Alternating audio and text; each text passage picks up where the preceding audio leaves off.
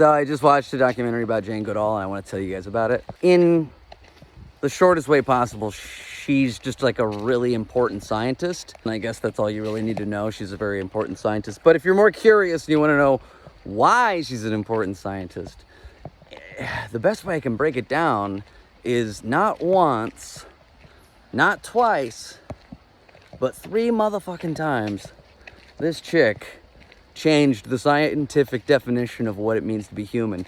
Now, we just don't even know what a human is anymore. Like, after this woman did her work. I think that she did more than any other person, period. I'm not talking about science. Person who taught us more about what it means to be human. So she was in Tanzania studying chimpanzees, and I think it was in 1967.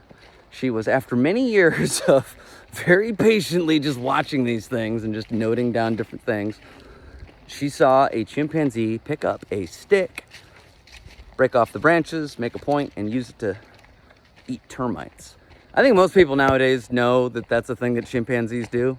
In the 1960s and leading up to it, 1950s before that, it was believed that what made us human was that we made tools and animals didn't, you know? Like a turtle might use sand to help it bury its eggs, but that's a clearly instinctive. Weaver birds are, again, the same. Yes, they build beautiful, very intricate nests, but they're not problem solving while they're doing it. They're dancing to the tunes of their DNA is what they're doing. I mean, you can only imagine what that must have been like, to be the first human being on planet Earth to see another creature fashion and create and use a tool. Watch the movie 2001: A Space Odyssey. The whole opening segment is about the first human developing the first tool. That's what that whole opening segment is about. To them, that was the first human. It was the first ape who made a tool. Surprise, motherfucker. There's another thing that only humans do, is war. Well, about 5-10 years later, she then, to her intense horror, witnessed and documented. If you want to spend an evening on a fucking Wikipedia, YouTube rabbit hole that will change the way you think about everything, is watch. There's some people up here and I feel weird talking to a phone. Hazel, we're gonna change directions. Let's change directions. Good girl. Man, you're so smart. Yeah, if you want to lose a lot of time having your mind thoroughly fucking blown, look into her work documenting the Gombe chimpanzee war of the mid-1970s. I think it lasted 4 years. Yeah, chimpanzees have war. There's no other way to describe. It was a territory war. One tribe took territory from another tribe through means of violence and targeted intentional violence. Like, this was a plan that they executed. Wow. All right, so I said that there was 3 times that she changed the way that we think of being a human. The third one is, to me, probably even more interesting. Like, they just keep getting more and more interesting. Everybody knows that, you know, there's an alpha system amongst most social species. There's an alpha on top who basically has a couple responsibilities. Oh, hey, nice shirt. Thank you. Yeah. Go Lions. Chimpanzees have an alpha, right? That and then there's the betas. And for some reason, we have this overly simplified view of not only like human interaction, but definitely when it comes to apes. So one of the observations was that there was an alpha who appeared to be getting tired of just fighting every male or female who wanted to take his place, and basically threw a fight to the new alpha and gave up his position as alpha.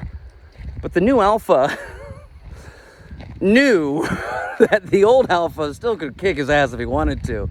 He was just fucking tired of fucking fighting every goddamn day to maintain that position. You're starting to see this thing that, so now the new alpha is very much so in debt to the old alpha, and the deal is, you give me an easy time, you make me your number 2, I'll help you stay number 1. Turns out, politics is not a human trait.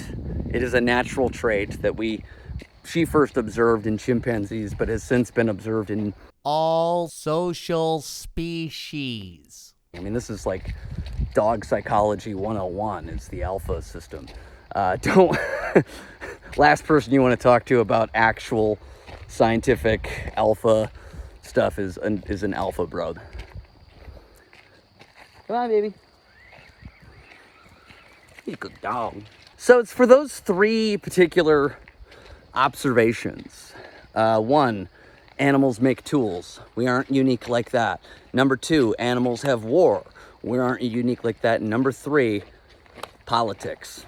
It's a force of nature, baby.